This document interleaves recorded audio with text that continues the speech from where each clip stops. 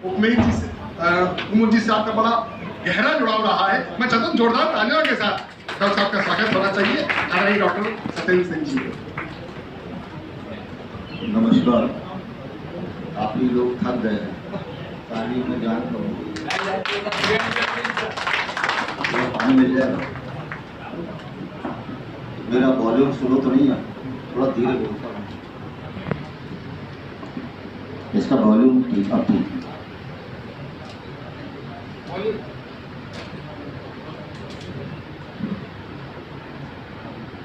भाई। उपमेंद्र सक्सेना जी मेरे पास आए कि डॉक्टर साहब हम आपको अपने पिताजी की याद में एक स्मृति में कार्यक्रम हो रहा है, उसमें हम आपको मुख्य अतिथि बनाना चाहते हैं। तो मैंने दिन पूछा, सोमवार का दिन था, मैंने उस दिन मरीज होंगे शाम को, लेकिन आप क्यों मेरे पास आए हैं? बहुत लोग हैं आजकल बड़े लालायत हैं और सहायता भी करते हैं मंच पे जाने के लिए। हम आपकी कोई सहायता नहीं कर पाएंगे, हम आपकी कोई सहायता प्रोग्राम में नहीं कर पाएंगे। यदि आप हमें प्रेम करते हैं तो आप बुलाइए, प्रेम से आएंगे। थोड़े नहीं, हम आपको प्रेम से बुलाने ही आए हैं और हमें आपसे सहयोग की कोई अपेक्षा नहीं है। साथ में करुणानिधि गुप्ता जी भी थे, तो आप शायद मित्र हैं और कभी कविता लिखते हैं तो काफ़ी चीज़ें जोड़ देते हैं।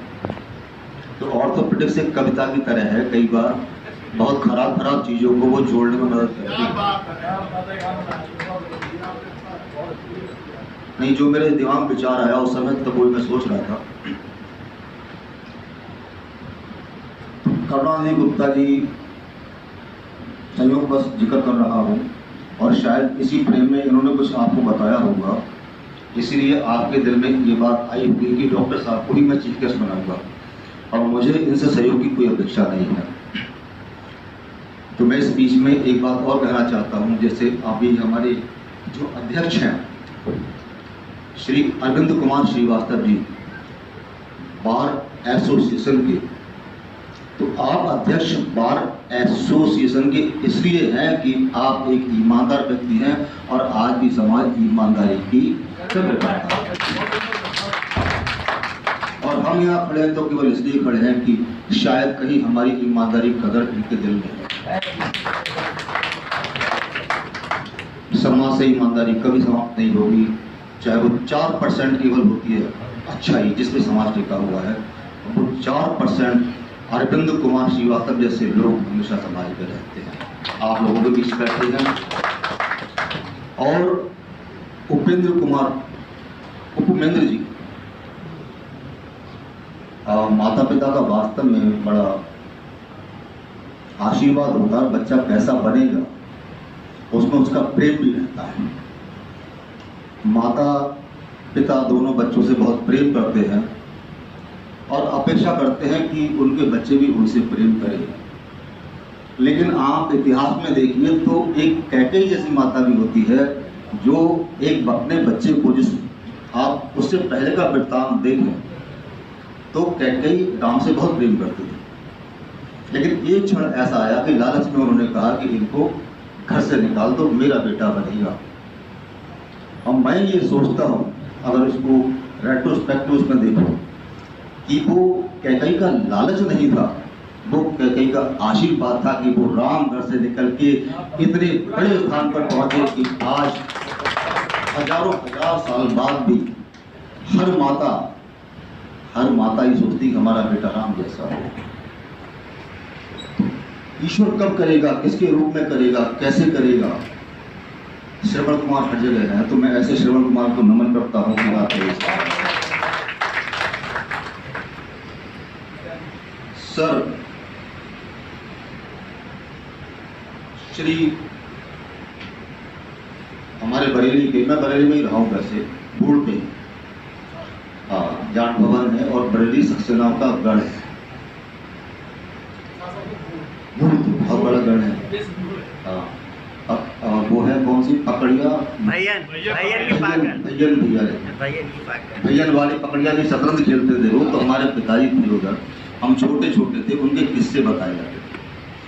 और भैयन बहुत उनका नाम था, लोग डरते थे, लेकिन ऐसी शख्सियत थे जैसा पिताजी बताते थे कि ए बेटिया तुम कहाँ रहती हो, तुम दुपट्टा नहीं डाले हो, जाओ वापस जाओ दुपट्टा पहन के आओ। ये उनकी बात।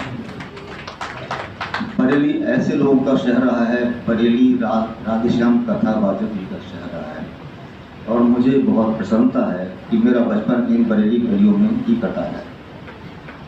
तो मंचासीन कार्यक्रम के अध्यक्ष आचार्य श्री देवेंद्र देव जी, श्री अरविंद कुमार श्रीवास्तव जी, बरेली बार एसोसिएशन के अध्यक्ष, विशिष्ट अतिथि पीपी ध्यानी जी, और हमारे बाहर से आए निर्मल जी हैं। अच्छा, आपने याद दिला दिया, मुझे याद आ गया पार्टनर, लेकिन तब आपने आहा नहीं कहा कभी, ये कमी रह गई। भाभी जी बैठी, आहा इनको देख के करते हैं। जीतेश राज मुक्त जी, नक्श, बहुत अच्छा आपने पढ़ा और आपने भी कमाल कर दिया, हंसा हंसा के बार में। आपने क्या लिखा था, मुझको अब नहीं इलेक्शन आता, मुझको लड़ना नहीं आता इलेक्शन में बिल्कुल, मुझको लड़ना नहीं आता इलेक्शन बिल्कुल, दिल की संसद में मनोनीत करो, दिल की संसद में मुझे मनोनीत करो। तो ये मैं अपने लिए कह रहा हूँ कि मुझे इलेक्शन लड़ने नहीं आते, लेकिन दिल की संसद में मैं हमेशा मौजूद रहा आप लोगों की, ये मैं सौभाग्यशाली समझता हूँ। निर्भय जी सामने बैठते हैं, हमारे देव त्रिवेदी जी हैं, हमारे बीनू सिन्हा जी हैं, रमनाथी जी हैं, हमारे तमाम साथी यहाँ बैठे हैं, आप भी बैठे हो, नमस्ते। अच्छा, तो नाम सबके आप ले चुके हैं, इतने नामों में समय व्यर्थ होगा। आपने कहा कि उस समय आप अध्यक्ष थे, तो मैंने कहा कि मैं हमेशा अध्यक्ष जैसा ही लगता हूँ। तो उसका रीजन ये है कि लोग दिल से प्यार करते रहे।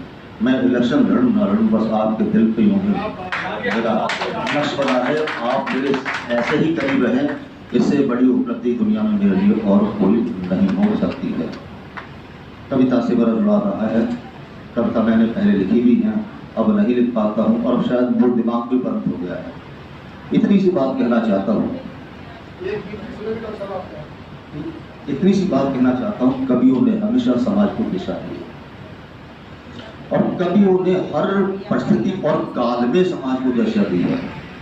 तुलसीदास का जन्म कब हुआ, आप सब जानते हैं कब हुआ, और ऐसे समय में भी तुलसीदास रामचरितमानस लिख के गए, रामायण लिख करके गए। उस दिशा और दशा और काल को अगर आप देखें, तो मैं एक बहुत महत्वपूर्ण बात कहना चाहता हूँ। हमारा जो समय युग चल रहा है वो कलयुग चल रहा है, कलयुग चल रहा है सर।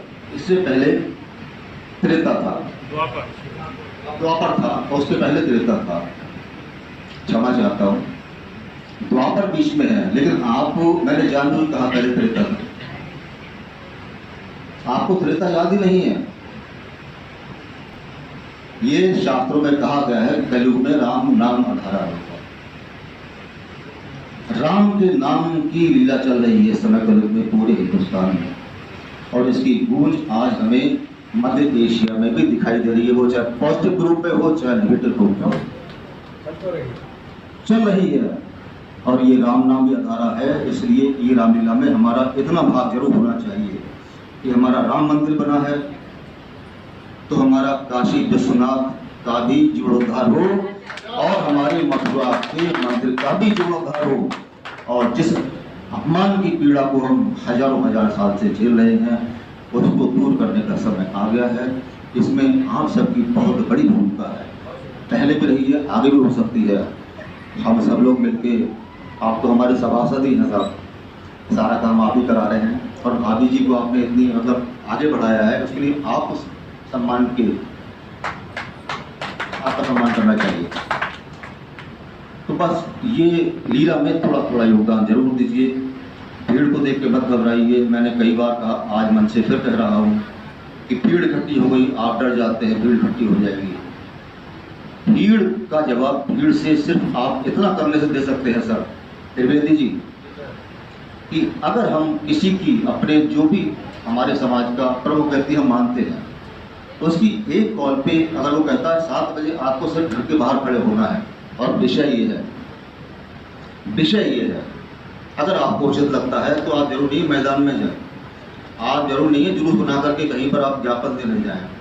अगर कोई ऐसी व्यवस्था हो जाए, हम चर्चा करके निकाल लें कि हमारा ये विषय है, हमें सरकार को संदेश देना है, और ठीक 7 बजे हम सब लोग परिवार से अपने घर के बाहर खड़े होकर, बस अगर इतना भी हम कर लेंगे तो इतना बड़ा परिवर्तन हो जाएगा कि आपको ना लड़ने की जरूरत है, ना तलवार उठाने की जरूरत है। आजकल के ज़माने में जितने परिवर्तन होते हैं वो हमारी सबके किससे होते हैं? विचार से होते हैं। विचार जो भी आपको ठीक लगे, जैसा आपने भाई ने कहा कि डॉक्टर साहब कुछ भी कह देते हैं, चाहे नुकसान या फायदा हो। मेरे समाजवादी साथी बैठे पीछे, समाजवादी में मुझसे बड़ा नेता नहीं होगा बैठने में, अगर मैं हर बात पे हाँ कर देता भाई आप सब, मैं गलत बात पर हाँ नहीं कर सकता। मेरे समाज के सामने संकट खड़ा हुआ है, मैं गर्व से कहता हूं मैं सनातन परंपरा का व्यक्ति हूं।